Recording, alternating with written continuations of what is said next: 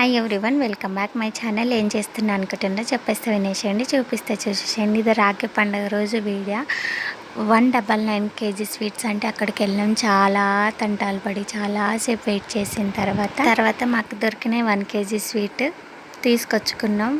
KG మొత్తం ఏం తెచ్చుకోలేదు, సగం హాఫ్ కేజీ అట్లా తెచ్చుకున్నాం. హాఫ్ కేజీగానే పెట్టిండ్రు. అక్కడ స్టాక్ కూడా ఏమంత ఎక్కువ లేదు, ఏవో కొన్ని స్వీట్స్ మాత్రమే అక్కడ పెట్టి ఇట్లా ఆఫర్ ఉందని పెట్టిండ్రు. ఆఫర్ పీసెస్ అయిపోయిన తర్వాత ఇంకా నార్మల్ బయట స్వీట్ షాపులు ఎట్లుంటాయో అట్లనే ఉన్నాయి.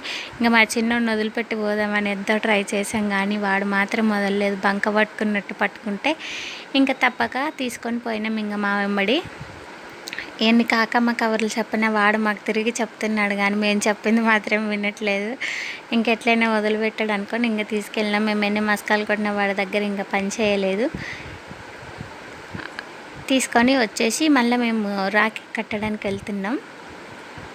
అండ్ ఇప్పుడు ఏమిటంటే నేను మా అన్నయ్య ఇద్దరు హాస్టల్లో అయితే ఇప్పుడు మేము బయటకు అవుటింగ్కి వెళ్ళాలంటే మా పేరెంట్స్ వచ్చి ఒక కార్డు ఉండిద్ది, ఆ కార్డు చూపిస్తేనే మమ్మల్ని బయటకు అలౌ చేస్తారు, అవుటింగ్కి పంపిస్తారు. మా అమ్మ వాళ్ళు ఉండేదేమో హైదరాబాద్లో, మేము ఉండేదేమో ఆంధ్రాలో. అంటే మా దగ్గరికి రావాలంటే మా అమ్మ వాళ్ళు 2 days జర్నీ చేసుకొని రావాలంటే 16 hours టైం పట్టిద్ది. మాది వైజాగ్ దాటిన తర్వాత విజయనగరంలోనే లాస్ట్ది. ఇంకా అంత దూరము వాళ్ళకి రావడానికి వీలవ్వకపోయేది, మాకేమో వచ్చి కట్టించుకోవాలని ఉండేది. కానీ వీలు కానప్పుడు ఏం చేస్తాం, ఇంకా లైట్ తీసుకునే వాళ్ళ. కానీ నేను మాత్రం అప్పుడు చిన్నపిల్లలుగా అంటే 6th 7th ఆ క్లాస్లో ఇంకా అలా గేట్ దగ్గరే నిల్చొని చూసేదాన్ని. వస్తాడేమో మా అన్నయ్య కట్టించుకుంటాడేమో అని. హాస్టల్ మొత్తం కూడా వాళ్ళ అన్నలు వాళ్ళ తమ్ముళ్ళు వచ్చి కట్టించుకొని వెళ్తారు.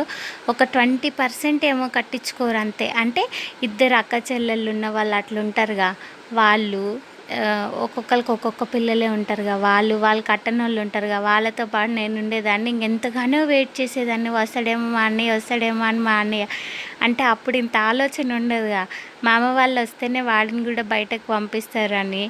అప్పుడు అంత తెలియక చూస్తూ ఉండేదాన్ని. తర్వాత ఇంకొంచెం పెద్ద అవుతుంటే అట్లా 10th క్లాస్కి అట్లా వస్తున్నప్పుడు ఇంకా అర్థమయ్యేది.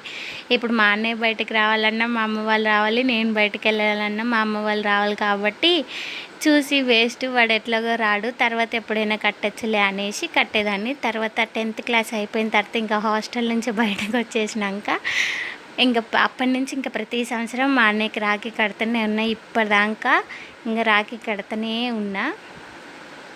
ఇంకా ఇక్కడ తెలంగాణలో అయితే అందరికీ రాఖీ కడతారుగా, అంటే అన్నయ్యకే కాకుండా నాన్నకి, ఇంకా బాయ్స్ ఎవరెవరు ఉంటారో వాళ్ళందరికీ కడతారు. ఇక్కడ సైడు మా సైడ్ ఏమో ఓన్లీ అన్నకు మాత్రమే రాఖీ కడతారు. ఇంకా పెద్దమ్మ చిన్నమ్మ పిల్లలకు కూడా రాఖీ కట్టము, కానీ వాళ్ళు రాఖీ రోజు ఇట్లా పైసలు ఇస్తారు. గాజులు వేసుకోమనో, చీర తెచ్చుకోమనో, డ్రెస్సులు తెచ్చుకోమనో వాళ్ళు ఇస్తారు. కానీ రాఖీ మాత్రం ఓన్లీ తోబుట్టును మాత్రమే కడతాము. తెలంగాణలో మాత్రం ఎంతమంది ఉంటే అంతమందికి కడుతూనే ఉన్నారు. నేను కూడా తర్వాతనే చూసి నేర్చుకున్నా, కడుతున్నా ఇప్పుడు. ఎందుకంటే ఇక్కడ తెలంగాణకి ఇచ్చినప్పుడు తెలంగాణ నట్టే నడుచుకోవాలి కాబట్టి నేను కూడా కడుతున్నాం. అంతకుముందు అసలు కట్టకపోయేది, ఓన్లీ మా అన్నయ్యకే కట్టేదాన్ని. ఇంకా మా హాస్టల్లో కొంతమంది క్లోజ్ ఫ్రెండ్స్ ఉంటారుగా, వాళ్ళు ఉండి అనేటోళ్ళు మా అన్నయ్యకి కట్టు ఏం కాదని. అయితే నేను చెప్పేదాన్ని వాళ్ళకి, నేను ఎవరికి అట్లా కట్టను, నేను ఫస్ట్ మా అన్నయ్యకే కడతా, తర్వాత ఇంకెవరికైనా కడతా, అసలు నేను ఎవరికి కట్టను అని అట్లా మొండి చేసుకొని ఉండేదాన్ని. అండ్ మా సైడ్ కూడా అట్లనే అయ్యేది.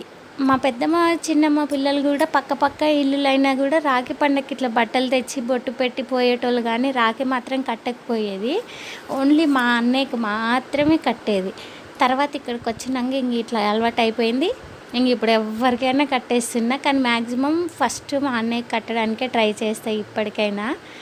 ఛానల్ని సబ్స్క్రైబ్ చేసుకోండి. మీకు ఇలాంటి స్టోరీస్ ఏమైనా ఉంటే కామెంట్ చేయండి. బాయ్.